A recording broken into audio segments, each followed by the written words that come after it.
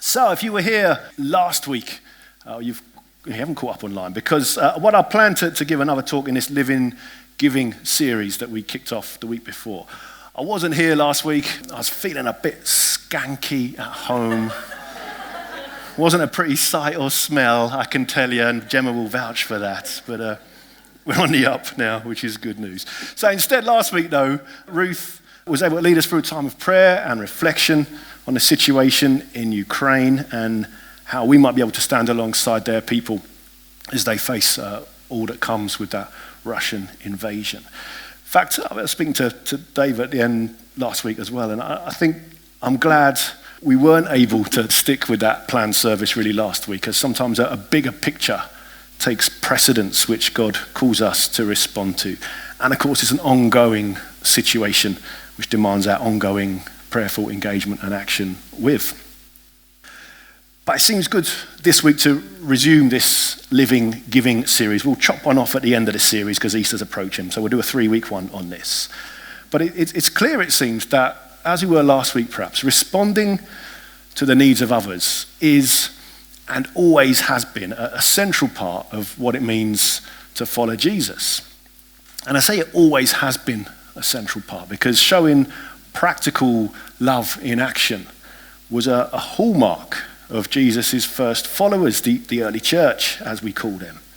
So, for example, in the book of Acts, there's a lovely little summary which the writer Luke gives describing the life of the early church in the city of Jerusalem.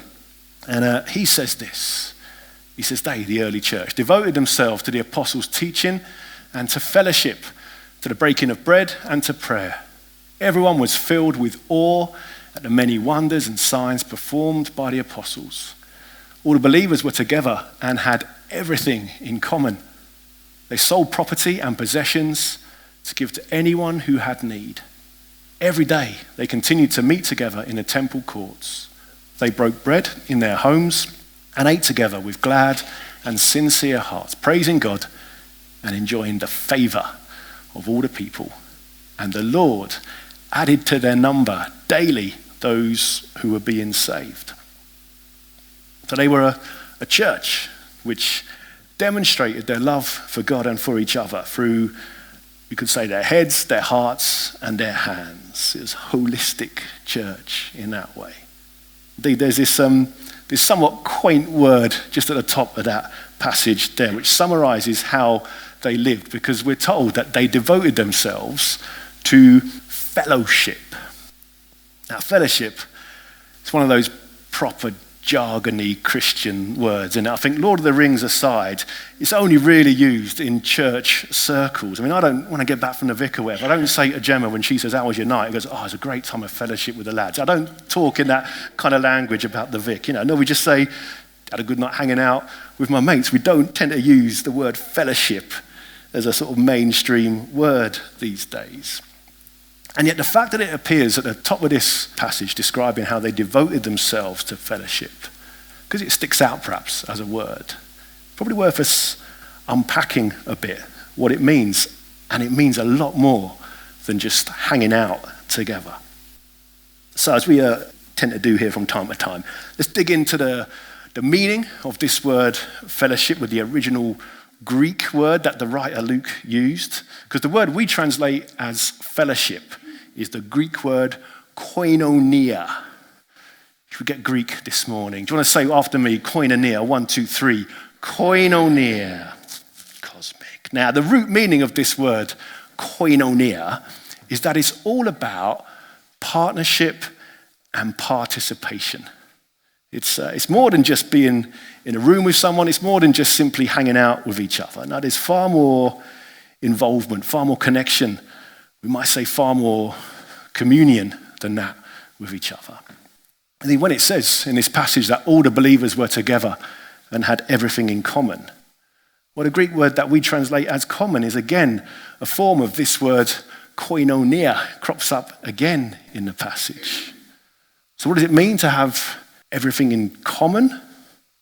Well, we're told they sold property and possessions to give to anyone who had need. Every day they continued to meet together. They broke bread in their homes and ate together. So koinonia is all about sharing. It's about sharing. These early Jesus followers evidently shared their money, their stuff, their time, their food. They opened and even shared their homes with each other.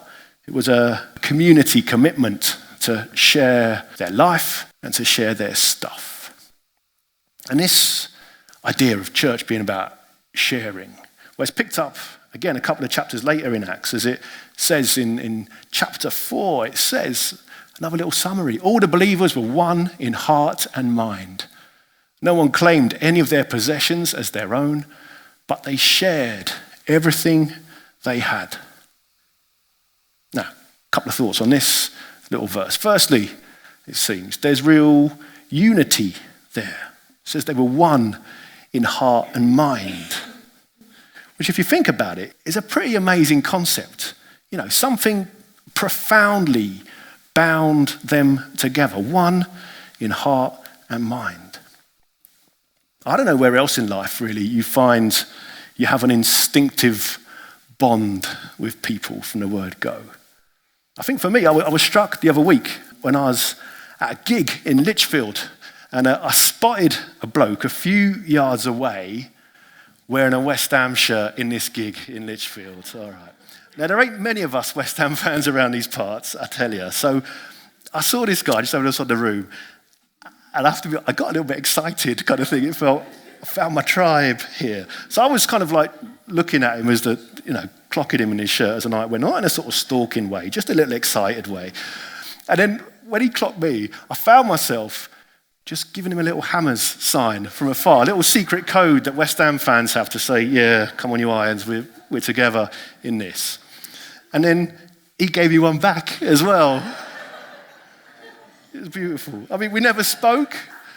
I'll never know this geezer's name, but for that fleeting, beautiful moment, we were one. You know, we were together in heart and mind, and I'll never see him again, but we'll always have Lichfield, won't we? So that's all right. If that's me and a fellow West Ham fan, then how much more are we bound together by something far more important even than football? You know, we might be a right old mixed bunch. Just look around seriously, just look around for a second. It's pretty mixed here. It's a pretty mixed bunch. There are ways in which, we reflect the community we're a part of, but I wouldn't say a strange bunch. It's a mixed bunch between us this morning. But the one thing which unites us, even if we have nothing else in common, I'd say is a shared faith in Jesus, or at least an openness to exploring that faith and what it might mean. So of all the things in life which could bond us together with each other, how amazing is that's the one thing we've all got in common this morning. And that means, I think, that when we're struggling perhaps sometimes, as I know we will all do, to know what to talk about with each other, because we all come from different walks of life. You know, when the conversation over coffee or Coke after the service might feel a bit stunted, or the small talk when we bump into someone we vaguely know from church in the aisle in Aldi is all a bit surface and you're just talking about the weather or whatever. I think I want to say, let's not be afraid to talk about and share with each other about the one thing that we do have in common, to talk about our faith, because that is the thing which gives us ultimately our deepest connection. And talking about that in Aldi or over coffee, it's not about being all weird and intense and so on. You know, of course we can chat about the football or TV or our neighbour's best friend's cousin's dog or whatever we want to do, but I think let's not forget that we can also talk about our shared faith, which means the questions that we ask each other in that small talk kind of time don't have to be small at all. They can be, how you doing with God at the moment? Or if you don't know them sufficiently perhaps to ask that, you say, what's your story? Tell me how you came to faith, or what brings you here in the first place? Those kind of exploratory questions. The shared bond that we have is something special. And sharing our faith stories in whatever detail we want with each other, I think will help us to become ever more united with each other in heart and mind. But then secondly, in this little verse, if you notice it says, all the believers were one in heart and mind. No one claimed any of their possessions as their own, but they shared everything they had. Now, what's the Greek word which is behind this word shared here? Yeah, it's the same word, koinonia. It seems because they were united, because they were of one heart and mind, sharing everything they had with each other was a natural consequence of that. Their unity led to their generosity. Now, how did one follow from the other? How does generosity flow out of unity? Well, as it says in the next verse, and God's grace was so powerfully at work in them all that there were no needy persons among them. For from time to time, those who owned land or houses sold them, brought the money from the sales, and it was distributed to anyone who had need. See, God's grace was so powerfully at work in them.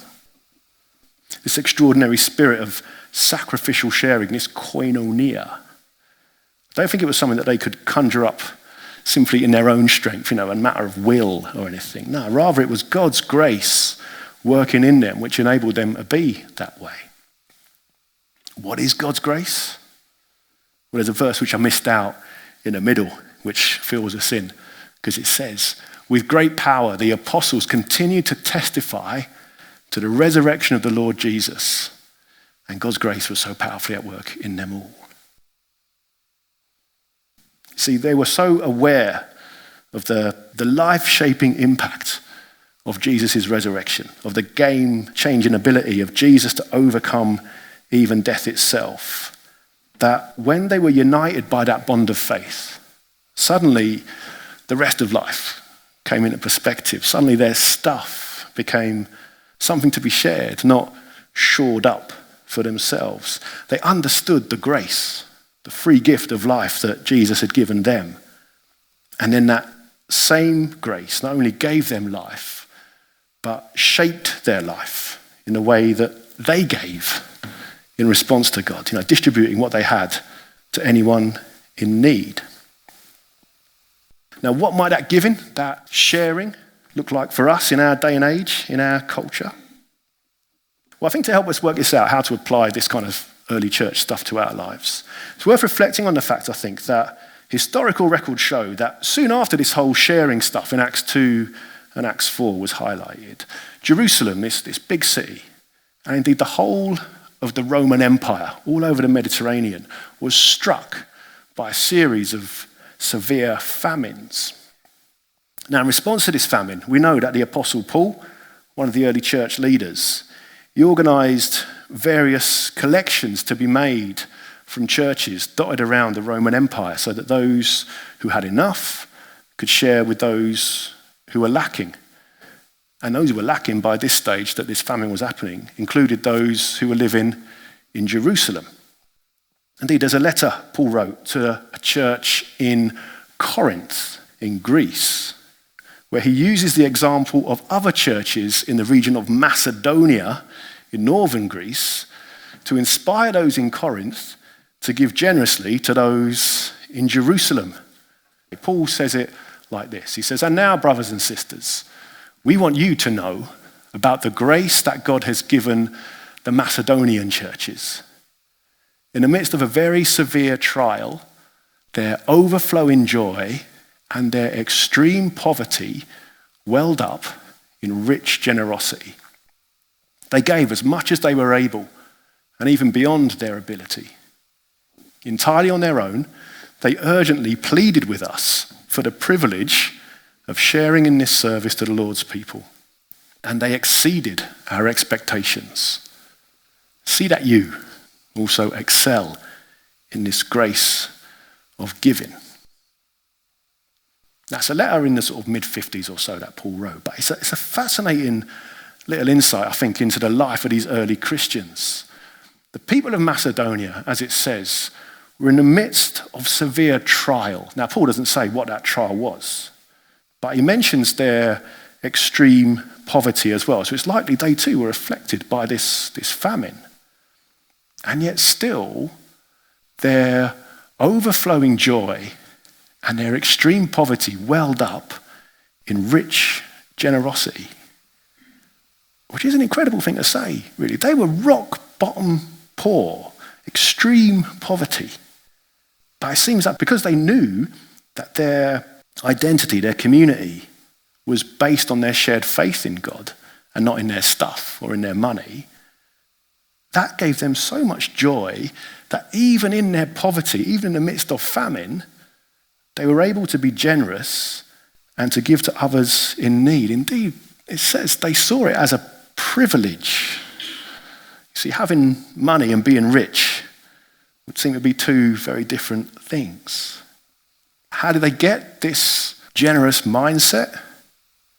Well, the key thing that Paul says is at the top.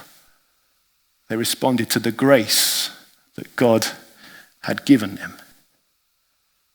You see, as we saw in Acts, our ability to give is a gift which God gives to us.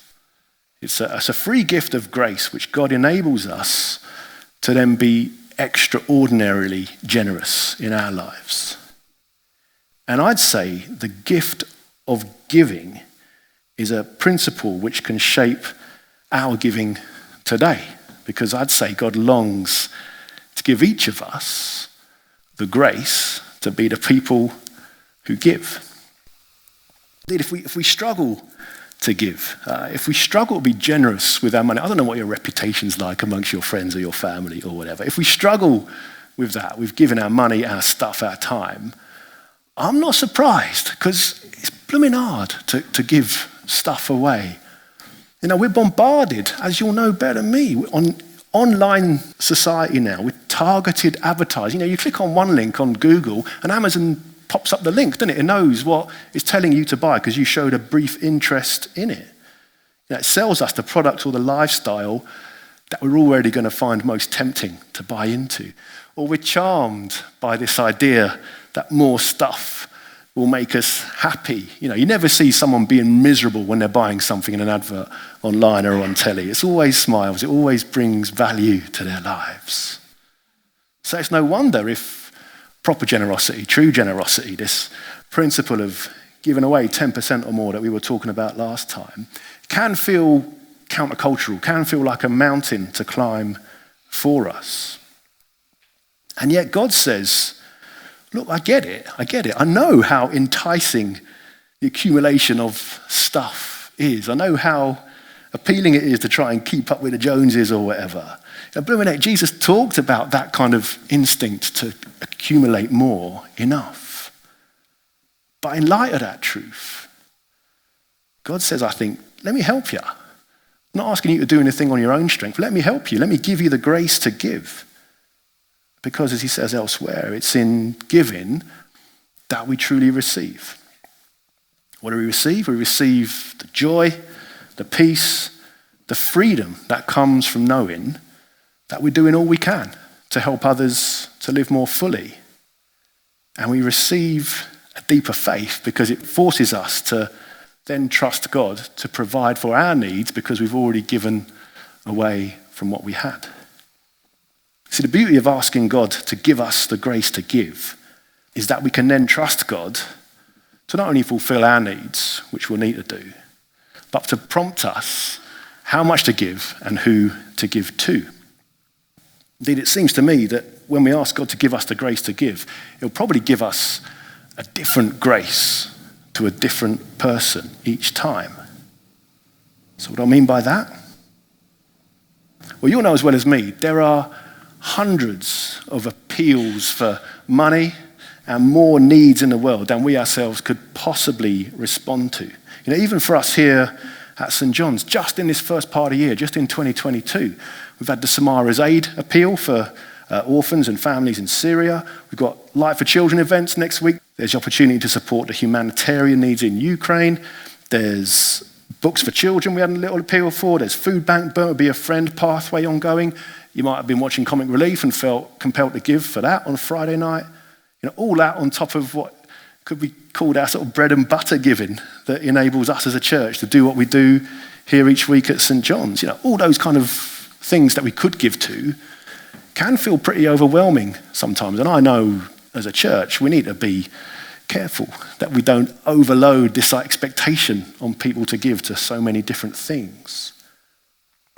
And yet I think the solution to that is that when we ask God to give us the grace to give, I would say the Spirit will focus our minds on which specific causes or people God is calling each of us as individuals to give to. So I'm going to pick on Carol at the back there. Carol Sutton, for example. Samara's Aid was obviously a cause she was and is passionate about, because I would say God has given her the specific grace to give to it and to mobilize others to give, which is brilliant. For others, their passion will be Light for Children, and there's people running a coffee afternoon next week. For others, it will be Pathway, which gets their sort of giving juices flowing. For others, it will be Generous Hospitality. They'll prioritize opening their home to others, put some of their budget into that. For others, you'll have signed up to house refugees with you from Ukraine. For others, it will be whatever. You pick the thing that you know that gets you going and makes you think, yeah, I can give to that.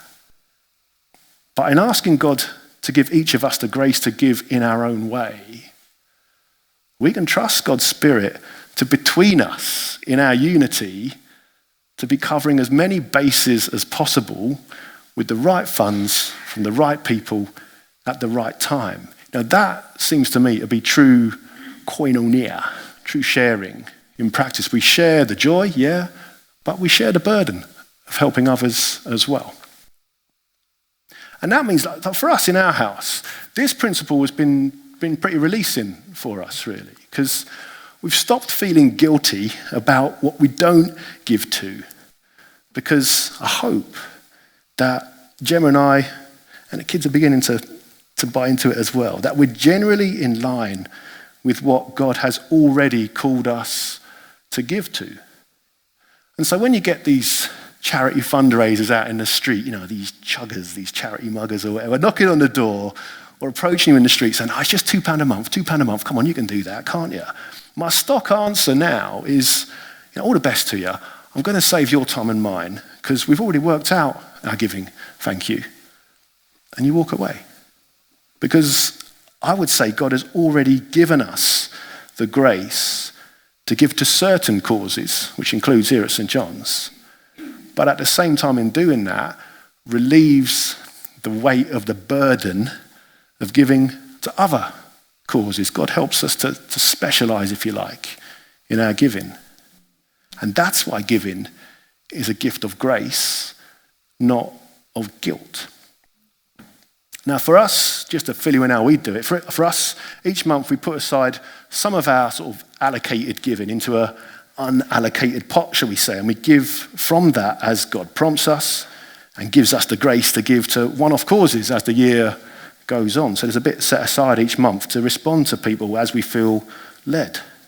And then at the end of the tax year, which is coming up, we then make sure we give away whatever's left, usually split between the charities we've already supported over the year each month. And that's how we operate as a church as well. The PCC allocate 10% of our money, and at the end of the year, we work out what we haven't given and then give that away in April as a lump sum.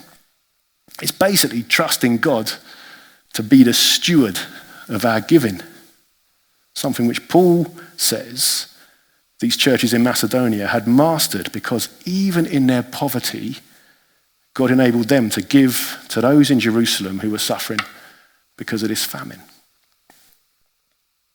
And so to bring this all together really, just this morning, what I want to suggest in a moment is that we each pray for the grace to give, that God would help us to give joyfully, cheerfully, and in response to the grace that we've been given first through the resurrection love of Jesus.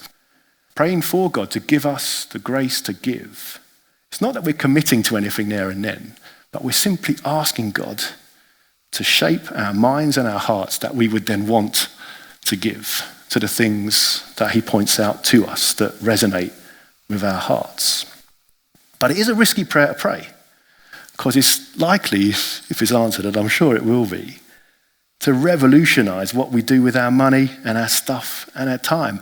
It's like I prayed this prayer probably a couple of decades ago now, and I meant it. And although things have sometimes got tight for us, as I said last week, God has always faithfully ensured that we've never gone short. So from my experience, asking God to give us the grace to give is a prayer that works, and a prayer which we see God blessing us through, but also that we can bless others through as well. All right, let's stay sitting for this, because I don't want to make us stand up and put us on the spot or anything. But if you want to pray for that gift of giving, that grace of giving from God, I'm going to suggest that we close our eyes so that none of us can see what each other are doing. So I'd suggest that as we sit here, if you want to maybe just hold your hands out flat in that kind of receiving and giving pose. And I'll just lead us in a little prayer. And if you want to echo that for you, then that would be great. This is step one almost towards whatever God does next. So dear God, we know that you know the hold, the worry, the importance that money and our stuff can have in our lives. And yet we know that you call us to live lives of generous, living, giving, so that our needs and the needs of others can be met between us in full. And so we ask, acknowledging this tension, that you would please give us the grace to give. That by your Spirit you would unleash in us a renewed spirit of generosity.